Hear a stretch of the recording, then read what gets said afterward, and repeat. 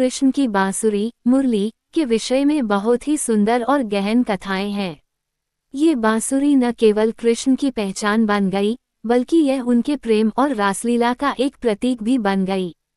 कथा के अनुसार एक समय की बात है जब श्री कृष्ण गोकुल में निवास करते थे। उनकी बांसुरी की धुन ने गोकुल के सभी निवासियों, विशेषकर राधा रानी और गोपियों के दिलों को छू लिया। श्री कृष्ण की बांसुरी की धुन इतनी मधुर थी कि सुनते ही हर कोई उस धुन में खो जाता था। ये धुन न केवल बाहरी संसार से बल्कि आंतरिक भावनाओं से भी जुड़ी थी। राधा रानी, जो श्री कृष्ण की अनन्य प्रेमिका थी, उनकी मुरली की धुन से पूर्णतः मोहित हो गईं। मुरली की आवाज में एक ऐसी जादुई शक्ति थी जो सीधे दिल को छू जाती थी। जब राधा रानी मुरली की धुन सुनती थी, तो वह सब कुछ भूल जाती थीं। उनकी सारी चिंताएं, दुख और संसार की भागदौड़ जैसे धुन के साथ उड़ जाते थे। राधा रानी का प्रेम इतना गहरा था कि मुरली की धुन सुनने के बाद वह मुरली को अपने जीवन का अभिन्न अंग मानने लगीं।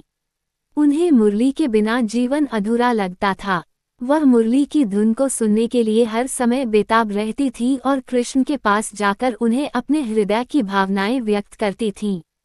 मुरली की धुन ने राधा रानी को इतनी प्रभावित किया कि उनके जीवन की प्रत्येक क्षण मुरली की धुन से जुड़ा था।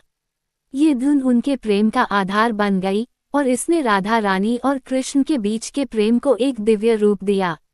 राधा रानी की मुरली के प्रति दीवानगी ने उनके प्रेम की गहराई और शुद्धता को दर्शाया। इस प्रकार श्री कृष्ण की मुरली ने राधा रानी के दिल को छू लिया और उनके प्रेम का एक अद्वितीय प्रतीक बन गई। मुरली की धुन राधा रानी की आत्मा में बस गई और उनके जीवन का एक अभिन्न हिस्सा बन गई।